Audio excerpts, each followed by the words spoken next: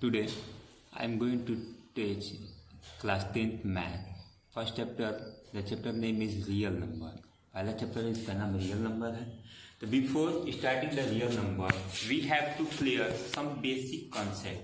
ये real number chapter start करने से पहले हमें कुछ बेसिक चीज़ों को जानना है जो कि हमारी प्रीवियस क्लास की चीज़ें ही हैं, लेकिन हमको we have to revise the terms to understand about the real number. Real number समझने से पहले हमको कुछ टर्म्स के बारे में जानना है, जैसे कि natural number, whole number, positive numbers, negative numbers, integers, rational numbers. सबसे पहले हम शुरुआत करते हैं. सबसे पहला टर्म है नेचुरल नंबर, जो कि आप छोटे क्लासों में क्लास 6, 7, 5 में भी आपने पढ़ा होगा. But we have to know about real number, we have to understand this terms. हमको रियल नंबर समझने से पहले हमको इन टर्म्स के बारे में ज्ञान होना चाहिए, समझ होनी चाहिए. तो सबसे पहला टर्म्स हमारा बनता है नेचुरल नंबर. जैसा कि आप जानते हैं, all the counting numbers are known as natural numbers. जितने भी संख्याएं जिनका हम इस्तेमाल किसी भी वस्तु को गिनने में करते हैं, ये हमारी नेचुरल नंबर्स कहलाते हैं. जैसे कि 1, 2, 3, 4, 5, 6, 7, 8 ऐसे ही इन्फिनाइट तक जो भी नंबर्स का इस्तेमाल करते हैं गिनने के लिए, काउंटिंग के लिए. Second term whole number. What is whole number? Whole number is the collection of natural numbers along with zero. If in the natural number we add zero, अगर नेचुरल नंबर्स के ग्रुप में, समूह में अगर हम zero को भी शामिल कर दें तो हमारे ये कलेक्शंस होल नंबर कहलाते हैं. 0, 1, 2, 3, 4, 5, 6 इनकी भी संख्या इनफाइनाइट होती है. Next term is positive number. Just like the definition, just like the name, the examples is positive numbers. Positive numbers means the numbers which having positive sign. Positive means plus sign. ऐसे numbers जिनके पास plus signs है, plus sign के साथ लगे हुए होते हैं, हमारे पॉजिटिव नंबर्स होते हैं. 1, 2, 3, 4.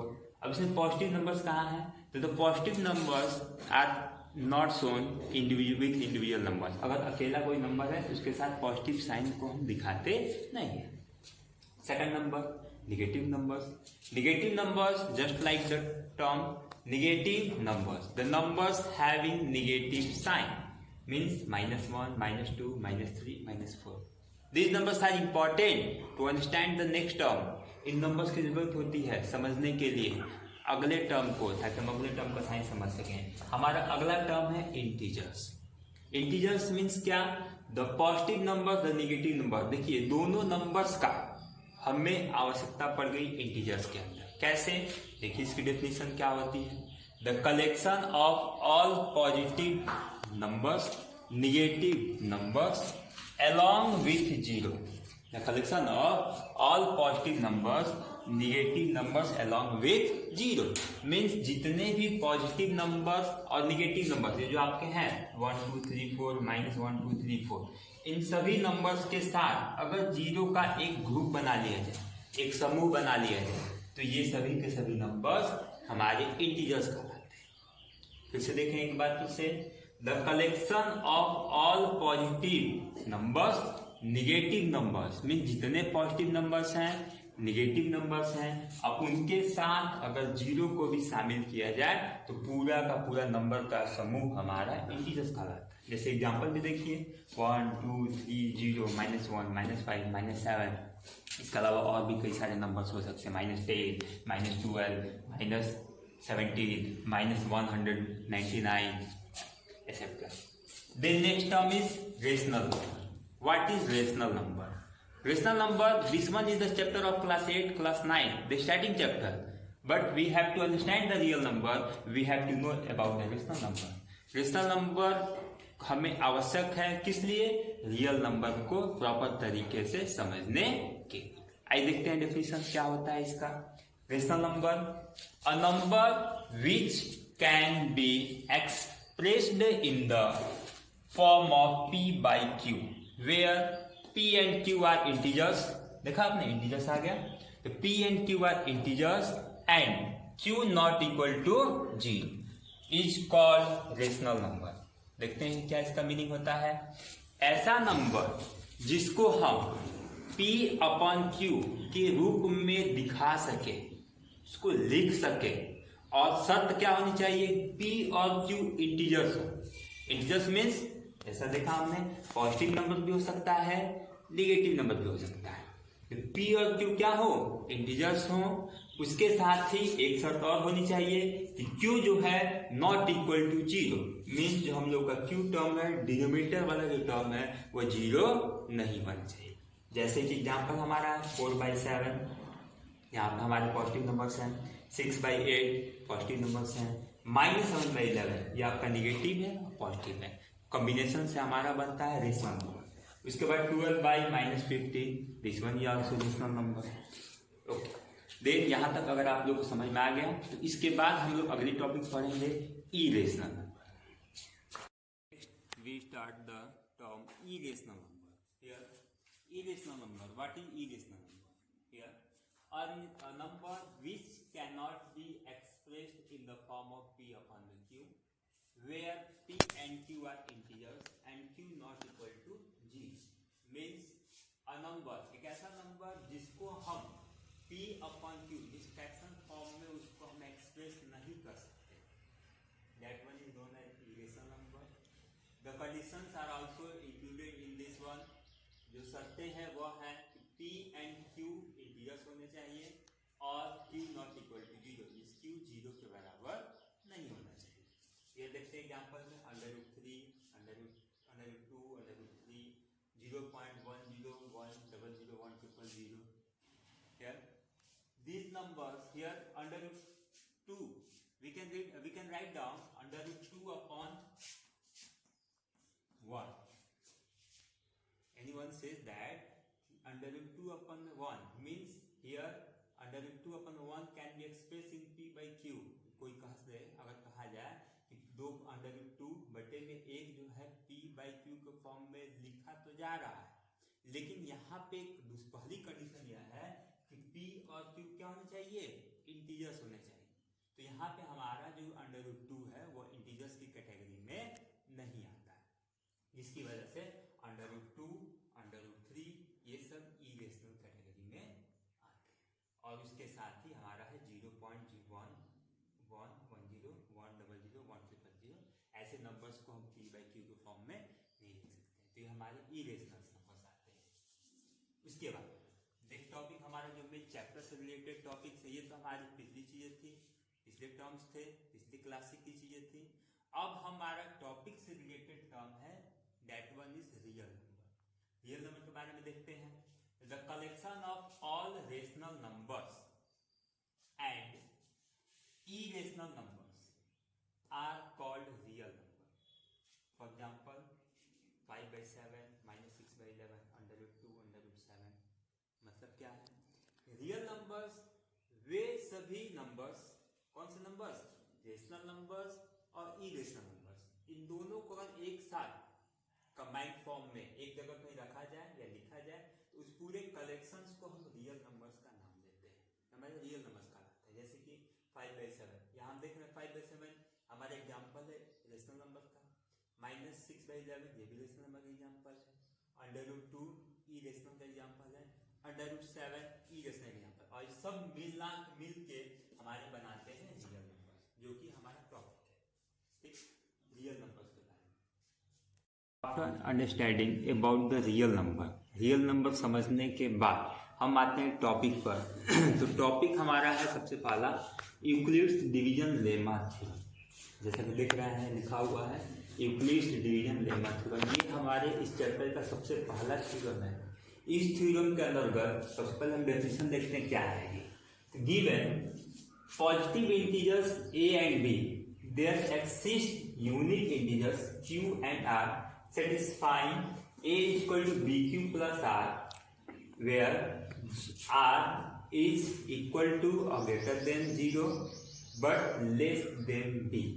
मीन्स मतलब क्या है इसका, यूक्लिड्स डिवीजन लेमा थ्योरम के अंतर्गत यह आता है कि अगर कोई a और b दो इंटीजर्स दिए हुए, अगर a और b कोई दो इंटीजर्स दिए हुए हैं तो a और b को हम एक नए फॉर्म में लिख सकते हैं। नया फॉर्म क्या होगा, उस नए फॉर्म के लिए q और r दो टर्म हमारे बनेंगे जो कि सेटिस्फाई करेंगे, जो कि इस चीज को वेरीफाई करेंगे। क्या है ये? a equal to b q plus r, मतलब किसी भी दो दिए हुए टर्म को हम a equal to b q plus r के टर्म में लिख सकते हैं, जहाँ पे r जो हमारा डिनोट करेगा रिमाइंडर, जो कि r की जो वैल्यू होगी वह या तो 0 के इक्वल होगी, 0 से बड़ी होगी, लेकिन वह r की वैल्यू b मीन्स जो b हमारा यह टर्म है उससे छोटी होगी। ये कंडीशन अप्लाई होता है यूक्लिड डिवीजन लेमा थ्योरम के अंतर्गत। अगर किसी भी दो टर्म मतलब a और b वाले टर्म को अगर हम यूक्लिड डिवीजन लेमा थ्योरम के फॉर्म में लिखते हैं तो ये कंडीशन हमको ध्यान रखना है। जैसे कि एग्जाम्पल के तौर पर हम लेते हैं, किसी भी टर्म का ले सकते हैं, तो हमने सिंपल से दो नंबर लिए, हमने माना कि a जो है 7 है और b जो है 5। आप कोई भी नंबर ले सकते हैं, दूसरा जो भी हो सकता है। हमने a इक्वल टू 7 और b इक्वल टू 5 अगर लिया है, तो ये कुछ चीजें हम लोगों ने पहले यूक्लिड डिवीजन लेमा थ्योरम को समझने के लिए हमने किया है। और आप ये चीजें जो है डिवाइड है, ये सिंपल सा है, आप लोगों ने छोटे क्लासों में भी ये अप्लाई किया होगा। सिंपल सा भाग देना है, भाग देके इसको हमें प्रूव करना होता था, dividend equal to division into quotient plus remainder. उसी प्लेटफॉर्म पर है ये हमारे। देखते हैं कैसे। यहाँ देख रहे हैं, यहाँ हमने 5 से 7 में भाग दिया, डिवाइड किया, तो 5 से 7 one time, here we get 5, the remainder is 2, here 1 quotient equal to 1 and remainder is equal to 2. We apply Euclid's division lemma theorem and express this term in the Euclid's division lemma theorem. How? देखते हैं। तो यहाँ हम ये देख रहे हैं कि हमने क्या लिखा कि 7 is equal to 5 into 1 plus 2।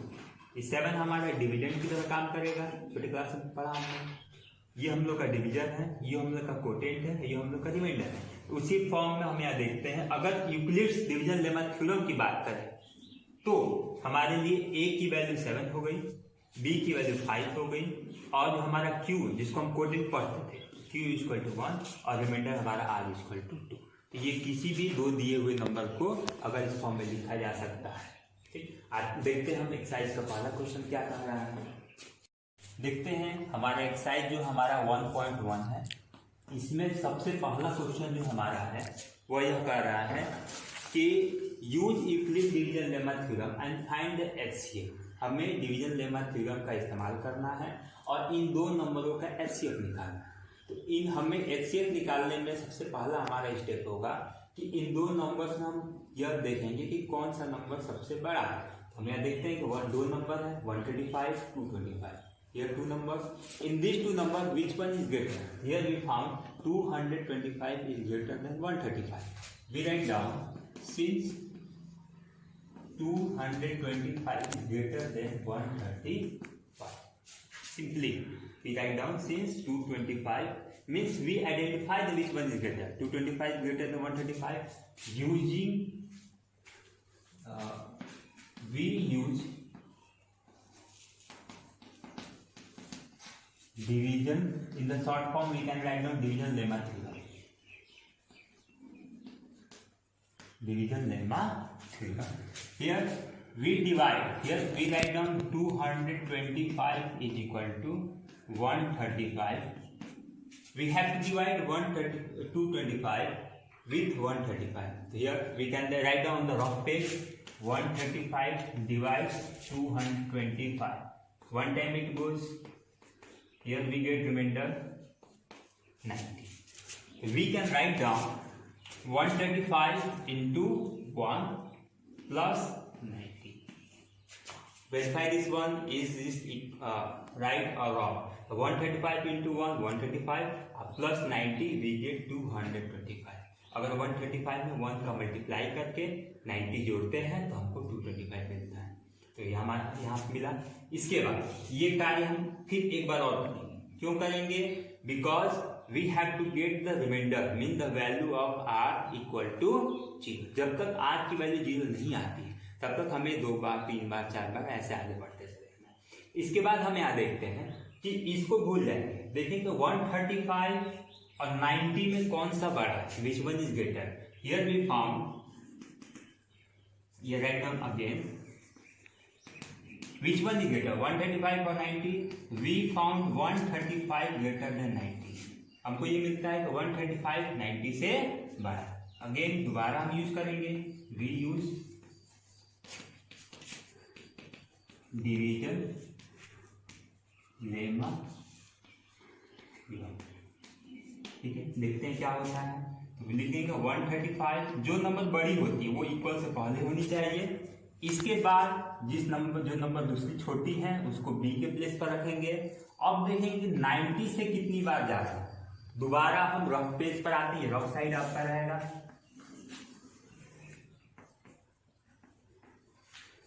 तो 90 से हम डिवाइड करेंगे 135 को, कितनी बार जाएगा? एक बार जाएगा, one time.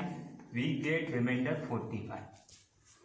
We write down 90, it goes one time and the remainder is equal to 45. Okay, understand? 135 is equal to 90 into 1 plus 45। मतलब 135 को अगर 90 से डिवाइड किया हमने तो 90 से एक बार गया और रिमाइंडर हमारा आ गया 45। अभी भी रिमाइंडर मीन्स आर की वैल्यू 0 नहीं है। दोबारा हम अप्लाई करेंगे, तीसरी बार हमको लगाना होगा अगेन। अब देखेंगे फिर 90 में और 45 में कौन सा बड़ा है। हमें पाते हैं कि 90 जो है हमारा बड़ा है, 90 ग्रेटर देन 45। दोबारा स्टेटमेंट डाल लेंगे, डिवीजन लेमा। दूसरी बार, तीसरी बार में देखते हैं कि 90 इज इक्वल टू 45, ए की जगह पर 90, बी की जगह पर 45, दो टर्म्स हो गए। अब देखते हैं 45 से 90 कितनी बार जाती है। हमें सिंपल से जानते हैं कि 45 से 90 टू 10 है, 45 टू जा 90 और रिमाइंडर हमारा आएगा 0। हमको तीसरी बार डिवाइड करने की आवश्यकता नहीं। अगर आप चाहें तो 90 से 45 डिवाइड करके चेक भी कर सकते। अब हमारे पास रिमाइंडर आ गया 0, मीन्स जिस भी टर्म से रिमाइंडर हमारा 0 आता है, चाहे 2 बार में, चाहे 3 बार में, चाहे 4 बार में, कभी एक बार भी हो सकता है, तो जो हमारा बी जो टर्म है वही हमारा क्या होगा? एचसीएफ होगा। लिखेंगे 10 द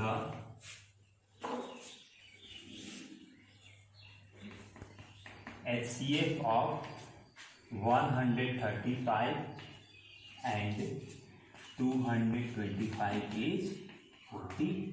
हमने देखा कि यूक्लिड डिवीजन लेमा थ्योरम का किस प्रकार से इस्तेमाल किया हमने, और हमने किसी दो दिए हुए नंबर को HCF निकाल दिया जो कि हमारा आंसर होता है। देखा कि एक्सरसाइज नंबर 1.1 का पहला क्वेश्चन का पहला नंबर हमने सॉल्व किया किस प्रकार से डिवीजन लेमा थ्योरम का इस्तेमाल करते हैं। तो आपको भी इसी तरीके से आपके पास अगर बुक है तो बुक देख सकते हैं, नहीं है तो आप जो है PDF फॉर्म में आपके पास NCERT की बुक आप डाउनलोड कर सकते हैं, या अदरवाइज आप हमारे लिंक से जाके आप हमारे द्वारा आप हम बुक मंगा सकते हैं। हम आपको जो है PDF के फॉर्म में आपको बुक अवेलेबल करा देंगे। और आपका यह होमवर्क होता है कि आप एक्सरसाइज नंबर 1.1 के जितने भी क्वेश्चंस हैं जो भी आपको लगता है कि आपसे हो जाएंगे उस चीज़ को आप अपने रफ पर करें। और जो क्वेश्चंस नहीं आते हैं या नहीं समझ में आते हैं या किसी का अगर कोई प्रॉब्लम आती है क्वेश्चन सॉल्व करने में, तो आप हमारे लिंक पर या हमारे व्हाट्सएप नंबर पर आप चाहें तो उसको सेंड कर सकते हैं।